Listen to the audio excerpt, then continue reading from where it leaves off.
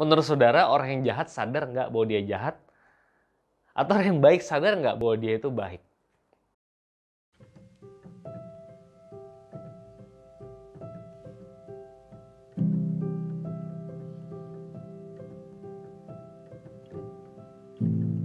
Shalom Bapak Ibu, selamat hari Minggu. Hari ini saya mau berbagi firman Tuhan dari 2 Raja-Raja 15 ayat 3 dan ayat 9. Kita simak 2 ayat ini saja. Ia melakukan apa yang benar di mata Tuhan, tepat seperti yang dilakukan Amazia ayahnya. Ini kalimat dari narator yang menuliskan cerita ini. Ayat 9, ia melakukan apa yang jahat di mata Tuhan seperti yang telah dilakukan oleh nenek moyangnya. Ia tidak menjauhkan dari dosa-dosa Yerobeam bin Nebat yang mengakibatkan orang Israel berdosa pula. Bapak Ibu Saudara, kalau kita membaca kitab Raja-Raja, kisah mengenai raja-raja keturunannya Yerobeam, keturunannya Salomo, begitu ya.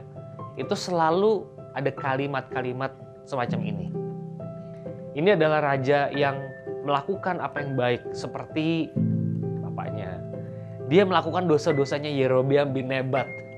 Itu paling sering disebut karena ada kelihatan lebih jelas bahwa Israel nampaknya lebih berdosa.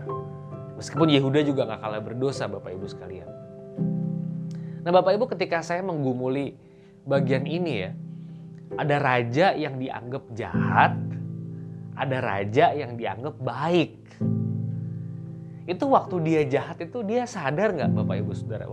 Waktu dia jahat bahwa saya tuh raja yang jahat. Gitu. Atau sebaliknya, waktu seseorang itu baik, ya ini raja yang baik, dia mengenyahkan bukit-bukit pengorbanan. Dia sadar nggak bahwa dia sedang berbuat sesuatu yang baik? Menurut saudara, orang yang jahat sadar nggak bahwa dia jahat? Atau orang yang baik sadar nggak bahwa dia itu baik? Saudara, yang pertama, orang yang jahat nggak mungkin sadar bahwa dia itu jahat. Betul tidak? Justru dia itu jahat karena dia tidak pernah sadar bahwa dia jahat.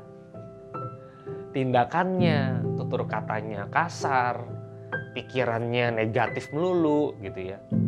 Kalau sekali dua kali mungkin oke ya, tapi kalau selalu dihantui dengan pikiran buruk terhadap orang lain. Saudara, ini problemnya. Orang yang jahat itu tidak pernah menyadari bahwa dia jahat. Ibarat dia sering main kotor atau main lumpur. Ya buat dia tidur di kamar yang berlumpur, di kosan barangkali yang kotor tuh nggak masalah. Karena dia terbiasa di sana. Orang yang bersih nggak bisa seperti itu karena itu sesuatu yang kotor. Itu yang pertama. Jadi saya merenungkan bagian ini karena saya baca kitab Raja-Raja berhari-hari. Raja yang jahat sadar nggak bahwa dia jahat? Dia mengulangi dosa Yerobeam bin Nebat. Saya rasa nggak sadar, mereka pikir mereka baik. Nah, pertanyaan kedua yang seru adalah, raja yang baik apakah menyadari bahwa dia itu baik?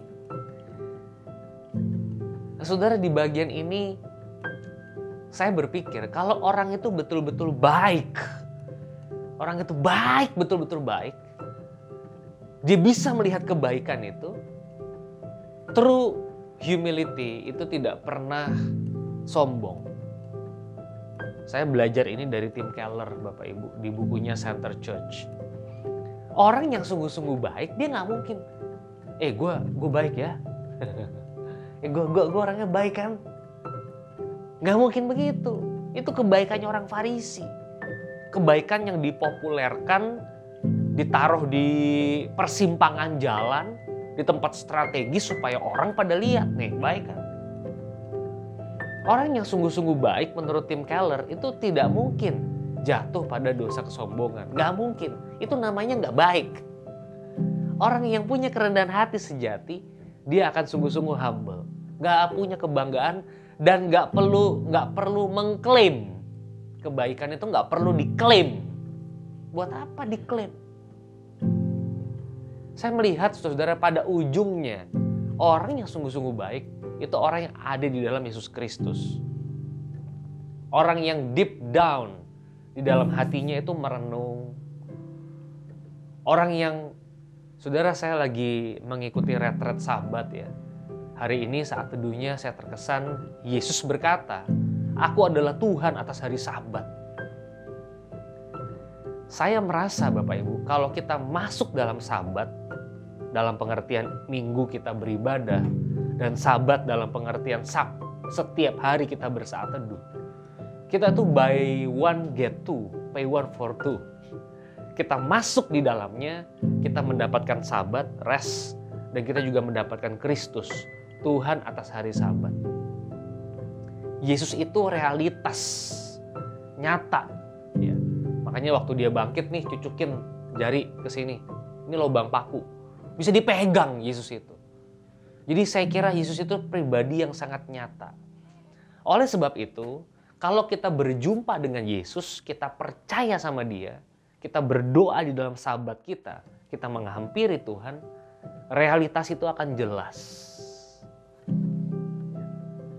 Kita baik ya baik, kita jahat ya jahat, nggak mungkin nyaru, nggak mungkin nyaru. Ini gimana ya? Ini sombong apa enggak ya? Dia akan bening, batinnya jernih. Ya.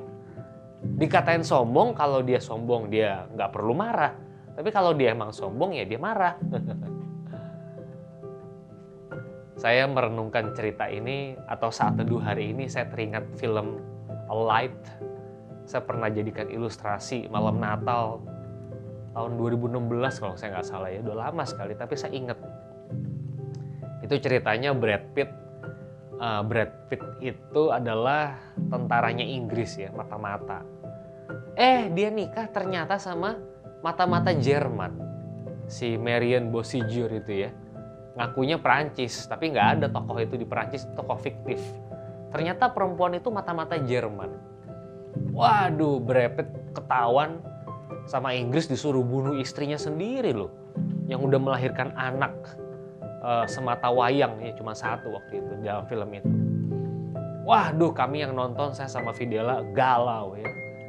Brad Pitt disuruh bunuh Marion Bosigur istrinya. Akhirnya Marion itu ngomong, "Saya betul mata-mata Jerman. Dan saya juga betul mencintai kamu." Aduh, saya sama Fidel nonton itu galau ya. Gimana ini ya, mata-mata tapi jatuh cinta gitu ya.